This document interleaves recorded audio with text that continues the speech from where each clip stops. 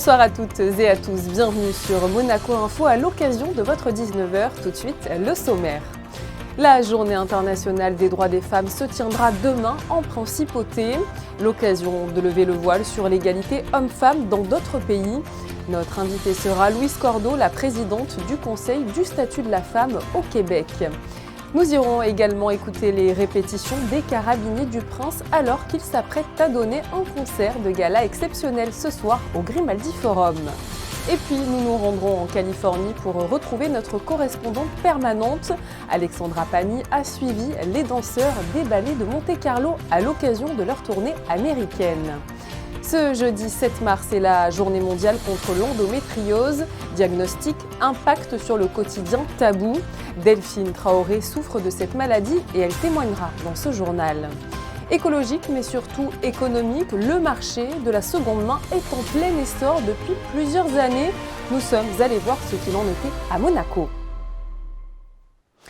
Les rencontres internationales de Monaco et la Méditerranée reviennent pour la 12e édition au musée océanographique. Le thème cette année, Jardin en Méditerranée. Pendant 2 jours, 19 intervenants venus du monde entier se réuniront autour de tables rondes et de conférences. Mais ce matin, c'était l'ouverture officielle du colloque par le prince Albert II. Alexandra Marangoni et Émilie Flamin y étaient. Si tu as un jardin dans ta bibliothèque, rien ne nous manquera. Cette citation du philosophe Cicéron lance la 12e édition des rencontres internationales Monaco et la Méditerranée, qui sera cette année axée sur les jardins. L'art du jardin a été essentiel pour la Méditerranée à toutes les époques. Les jardins se sont développés avec des modes différents. C'est un colloque qui permet de réunir des spécialistes de disciplines différentes qui dialoguent entre eux et qui s'apportent chacun leur savoir. Docteurs en géographie, philosophes, scientifiques, 19 professionnels vont se réunir durant des tables rondes. Parmi eux, Alain Baraton, le jardinier en chef du Grand Parc de Versailles. Le jardin de Méditerranée, c'est le jardin des senteurs, le jardin de la couleur, c'est le jardin de la vie.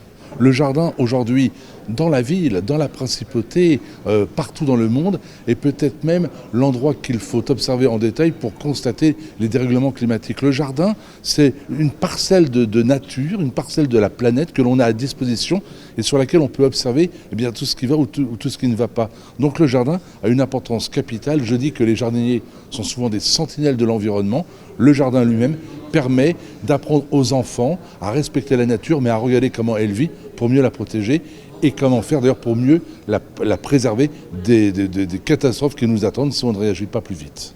À l'issue des rencontres, une grande projection du film Sous les figues aura lieu vendredi soir pour transporter les participants au cœur des vergers tunisiens, jardins de la Méditerranée.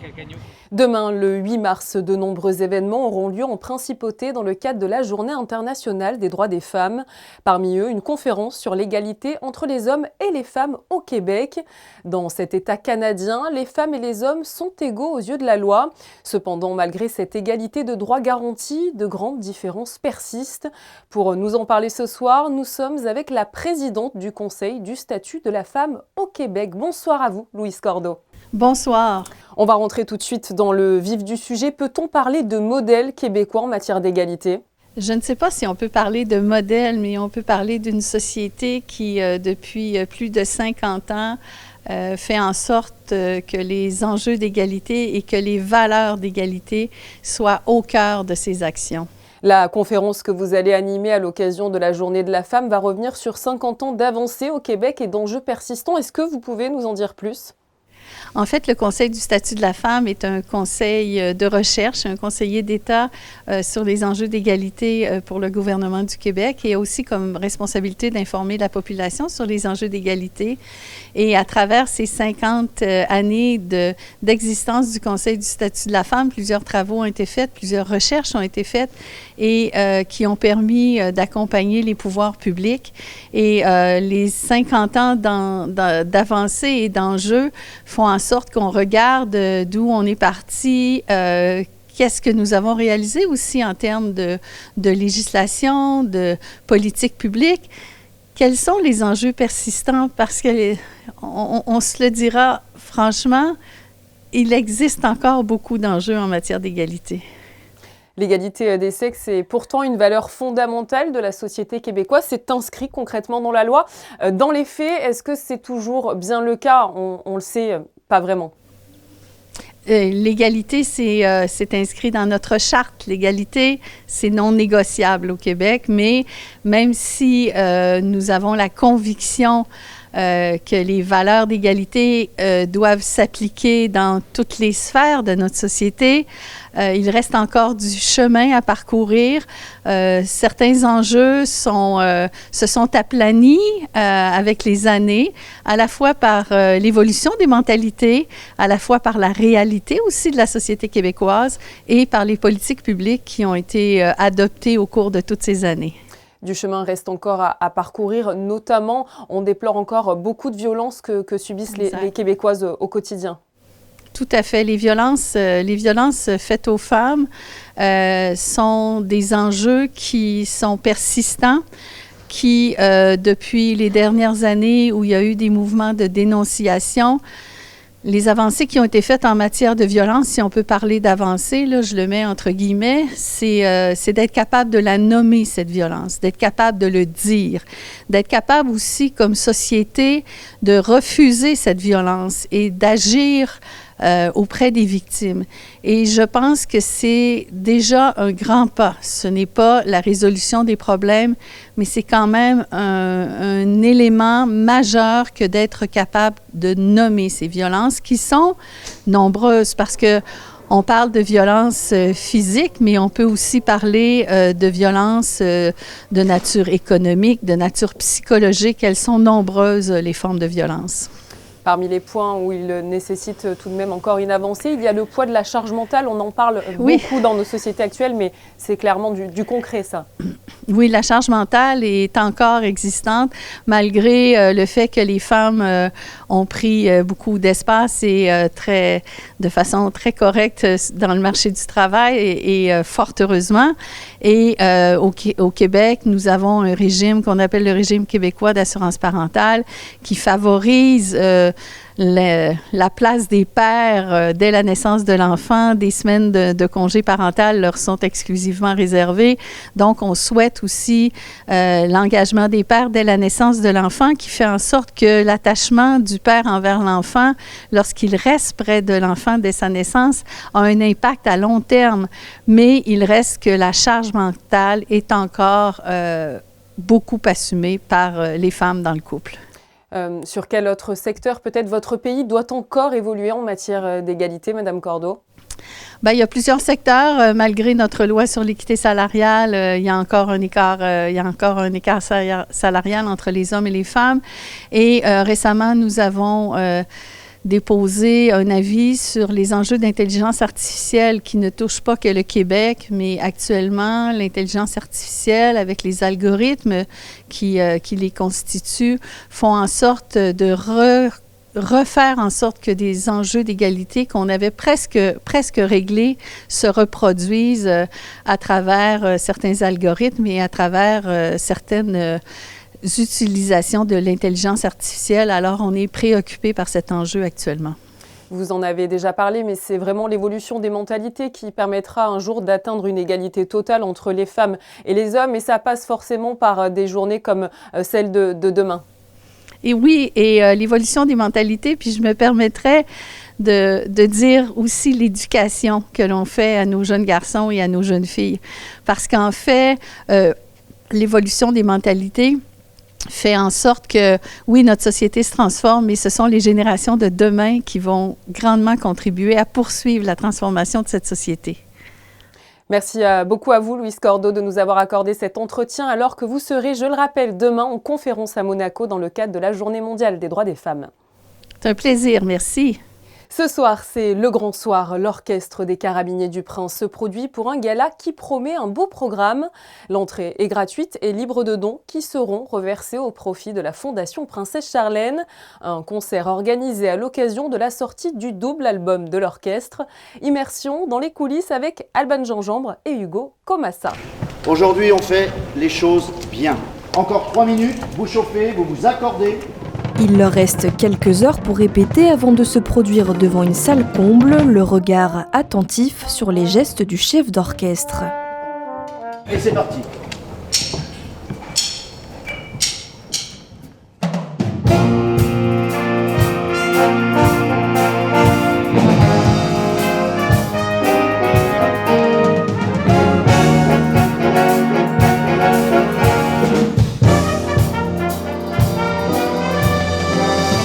Ça fait 6 mois qu'on prépare ce concert. Peu de répétitions, mais beaucoup de travail en fait. Parce qu'on est avant tout carabinier du Prince. Pas loin de la retraite, c'est quelque chose d'important pour moi, comme tous les autres d'ailleurs, parce que toutes les prestations qu'on a fait étaient des prestations intéressantes. Et ce soir en plus on joue devant Monseigneur et devant nos familles. Donc il y a un peu plus d'émotion de jouer local que de jouer à l'étranger. À quelques heures du show, effectivement, forcément un petit peu d'appréhension. C'est une opportunité assez unique. Moi, je suis assez jeune, c'est ma 3e année de service seulement à Monaco, chez les Carabiniers du Prince. Et c'est la première fois que je fais ce type de concert ici, concert de gala, donc avec l'orchestre des Carabiniers. Et c'est une opportunité particulière de jouer dans cette salle déjà, et puis devant le public monégasque. On a quand même pas énormément d'occasion de le faire dans ce cadre-là, donc ça va être une belle occasion, une belle prestation ce soir. Un beau programme est prévu avec des solistes, des chanteurs, un chant corse. En tout, 70 artistes s'apprêtent à faire le show ce soir.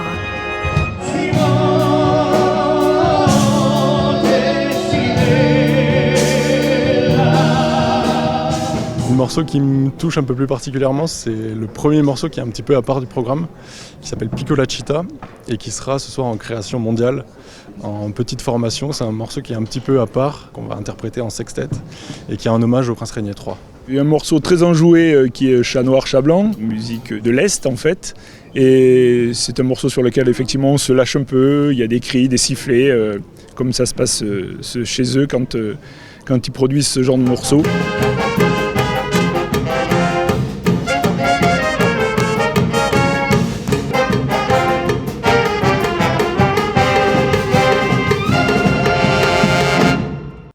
Nous restons dans l'antre du Grimaldi Forum pour vous parler de cette exposition événement qui se tiendra cet été. Après Claude Monet, le Grimaldi Forum consacre son exposition estivale à William Turner. Une série de toiles majeures du peintre britannique sera proposée du 6 juillet au 1er septembre. Les préventes pour Turner, le sublime héritage, sont déjà ouvertes et elles sont au tarif de 7 € au lieu de 14 € jusqu'au 30 juin, alors profitez-en. Mais avant cette exposition inédite, le Grimaldi Forum accueillera ce samedi 9 mars Pierre Demar en concert. Ce chanteur venu de Belgique fut une vraie révélation en 2022 avec le succès de son single d'or « Un jour, je marierai un ange » extrait. Docteur, un jour je marierai un ange. On fera l'amour dans les nuages, en priant pour que rien ne change. Tu sais, une histoire ancrée dans les âges. Et docteur, un jour je marierai un ange. On fera l'amour dans les nuages, en priant pour que rien ne change, ne change. À peine 20 ans, cet artiste flamboyant sera donc sur la scène de la Salle des Princes ce samedi. Le concert débutera à 20 h et je vous informe qu'il reste encore des places, donc réservez-les vite.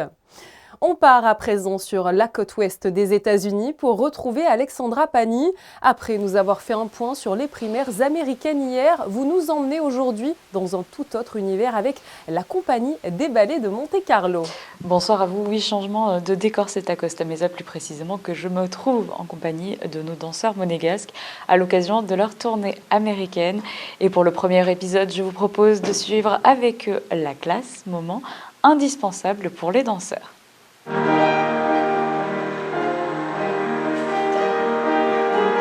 Ce sont des gestes qu'ils répètent depuis leur premier pas en tant que danseurs, un rituel indispensable pour leur corps.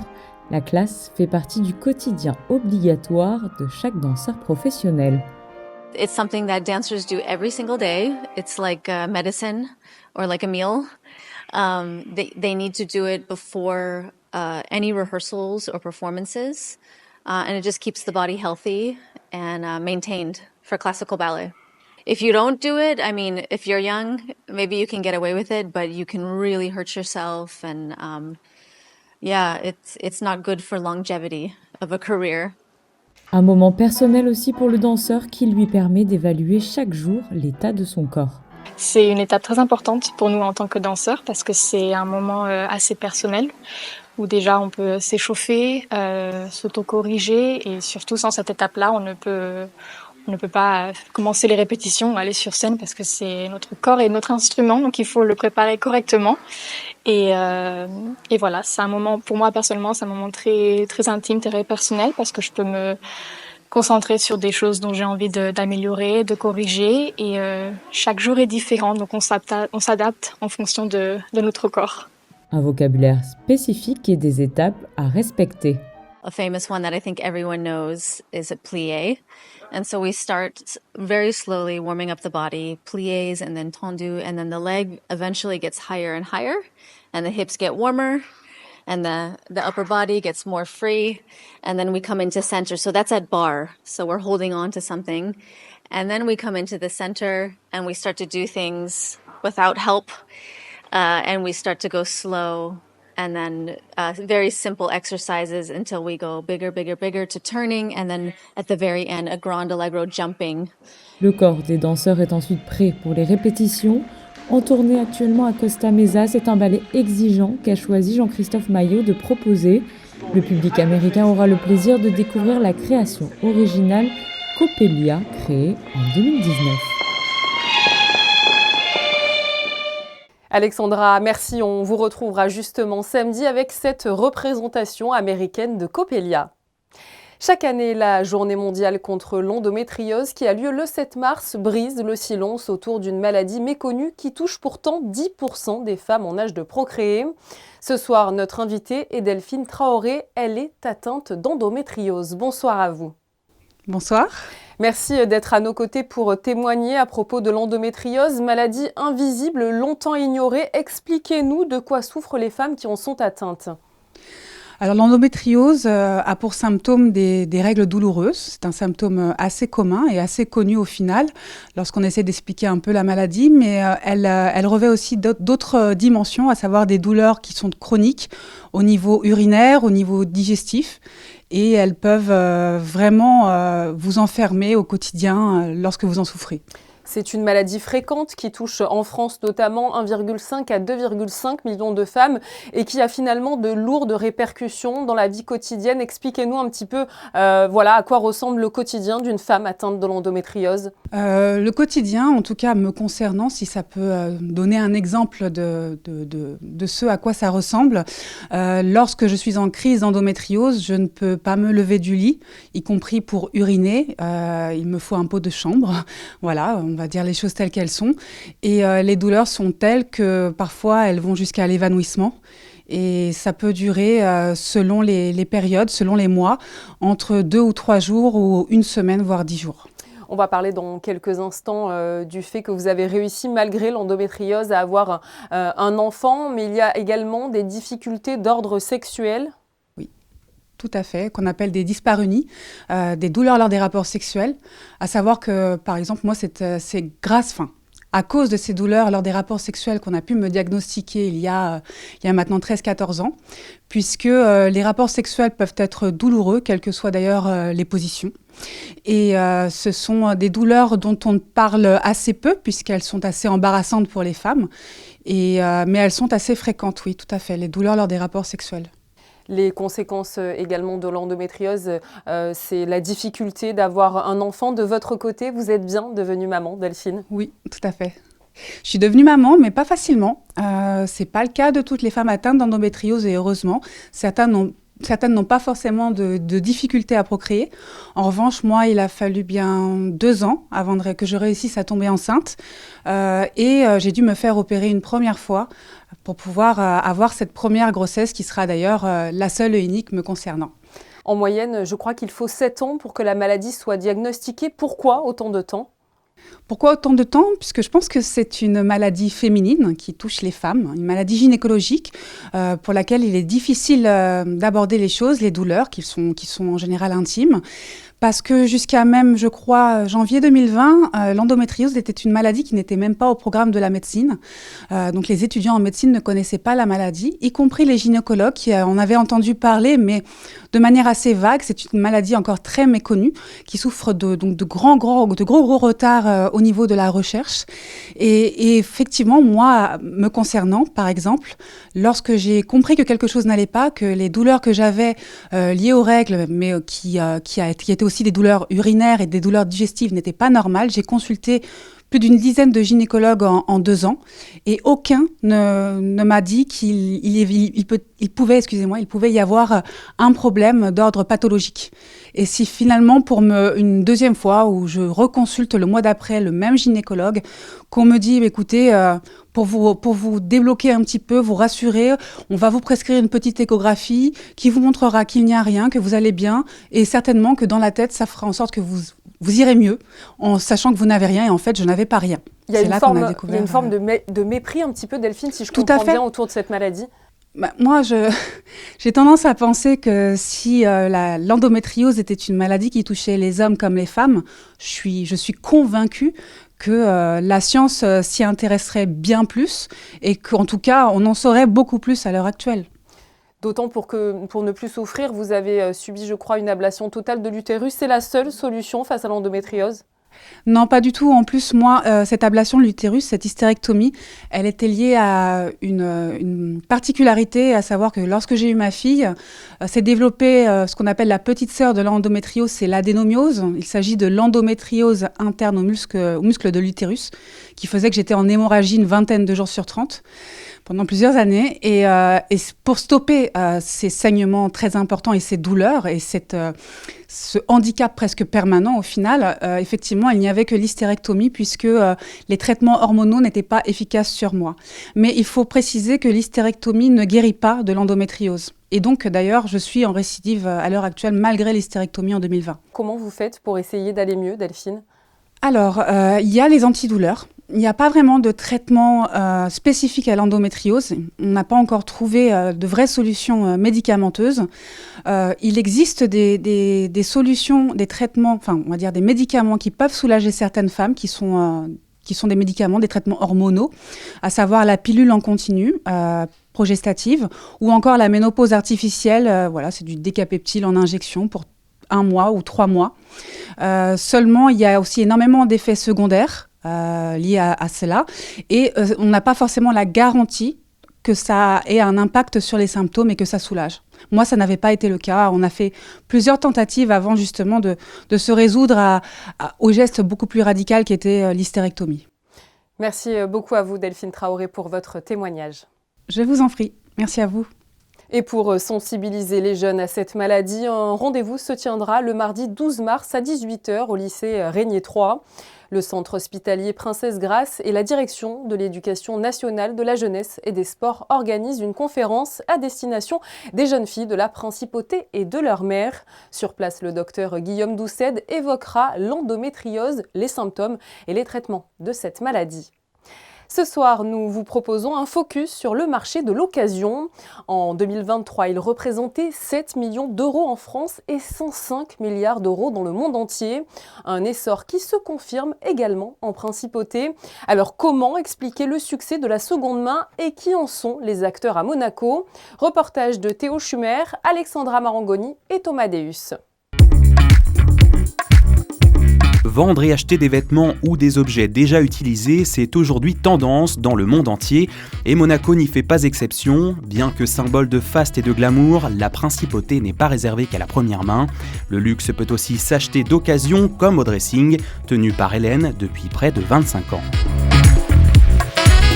Chez le dressing, on vient quand on a trop de choses dans le placard qu'on veut se débarrasser. Et nous, on le vend. On se met d'accord sur le prix. On trouvera une bonne moyenne pour que je le vende et que vous êtes contente. Cet article-là, par exemple, il est arrivé quand et comment Ça fait peut-être une semaine. Et combien on vend ça? On va voir 1 100 €. Il est vraiment tout neuf. Ça fait bientôt 25 ans. Et je commençais avec une petite boutique à Beau-Soleil. Après, je suis ouvert rue de Soranger, une rue plus bas. Et ça fait 10-11 ans, j'ai ouvert les deux boutiques ici au Princesse Florestine. Attendez, je vais vous montrer la deuxième boutique.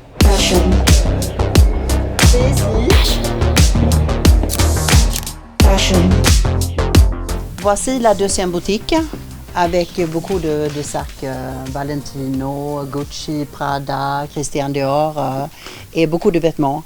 Et surtout un très grand choix. Si son commerce fonctionne depuis 2 décennies, c'est parce que de la haute couture, même d'occasion, c'est toujours de la haute couture. Et ça, Hélène et ses clientes l'ont bien compris. L'essentiel est que les articles restent en bon état. À l'époque, c'était une idée qui est venue avec les copines. On se voyait à la maison, on se changeait le vêtement, on buvait du champagne et on s'est amusé. Et toute l'idée est venue de là. Et là, je parle de plus de 25 ans de ça. On a de la chance à Monaco parce que les femmes, elles changent beaucoup de vêtements parce que c'est un peu mal vu de porter la même chose 2 fois. Et ici, ça leur permet de revendre d'un côté et de racheter de nouveau. Et nous, on est contents, on a toujours de la nouvelle marchandise qui arrive. À Monaco, haut de gamme et seconde main ne sont donc pas un oxymore, mais l'occasion, ce n'est pas que du luxe. Ce marché a connu une ascension fulgurante de 20% depuis 2020, l'année où la crise économique était au plus haut. Alicia, de son côté, a profité de cette nouvelle niche et vend aujourd'hui des vêtements et accessoires pour enfants sur sa boutique en ligne. Nous l'avions rencontrée à son lancement il y a 1 an et depuis, Nous Demain a bien évolué. Il y a eu une grosse évolution depuis 1 an, puisque en 1 an, il a fallu mettre beaucoup de pièces pour qu'il y ait du choix pour nos clients. Donc aujourd'hui, on est à plus de 2100 pièces sur le site. Il y a eu aussi la vente en fait de 1104 pièces qui ont retrouvé une seconde vie, donc principalement dans Monaco et dans les communes limitrophes. Et on a même, pour vous montrer, des pièces avec, qui sont neuves, donc qui ont soit été jamais mises parce que l'enfant a grandi trop vite et le parent n'a pas pu lui mettre. Là, par exemple, c'est le cas aussi de ce pantalon. Il y a eu aussi des changements au niveau livraison. Elles se font soit dans un point retrait, une boutique qui joue le jeu et qui a adhéré à notre projet dans Monaco, ou bien elles se font directement chez la personne avec notre petite voiturette électrique, voilà, ou bien à vélo. Il y a eu bien sûr le label du commerce engagé. Donc ça, c'était quelque chose vraiment qui nous tenait à cœur dans notre projet. Un label bien mérité parce que le marché de l'occasion doit son essor à la crise économique, mais également à la crise climatique.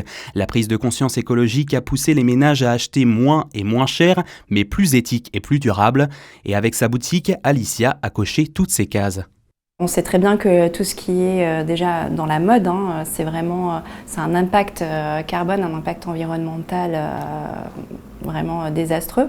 Donc il faut trouver des alternatives. Alors il y a vraiment un changement de mentalité et je suis ravie d'ailleurs sur ça, puisque au début j'avais vraiment des personnes très réfractaires, mais une fois qu'ils réfléchissent un peu plus sur le côté environnemental, ils se disent ah ouais, quand même c'est intéressant au niveau impact, le fait de pouvoir consommer localement, d'éviter tous ces transports, notamment de chercher, de se déplacer. Voilà, on a des pièces qui finalement sont là et on peut les avoir en plus rapidement en limitant l'impact, donc c'est quand même super. Ces dernières années, la principauté a su se distinguer avec ce nouveau marché très rentable, que ce soit avec les vêtements, les accessoires, les meubles ou même les voitures, tout le monde peut y trouver son compte. Bref, la seconde main a encore de beaux jours devant elle à Monaco. Des tableaux en pierres précieuses exposés à l'Espace 22, ce sont les œuvres de l'artiste marocaine Ilham El Jadaoui. Elle vit à Monaco depuis 21 ans et c'est la première fois qu'elle expose seule ses œuvres au 24 boulevard d'Italie. Vous pourrez ainsi découvrir ses créations, des bêtes sauvages comme des tigres ou des lions aux yeux turquoises. Le dimanche 17 mars, le marché de la Condamine se mettra aux couleurs de la Saint-Patrick qui est, je vous le rappelle, le saint patron de l'Irlande.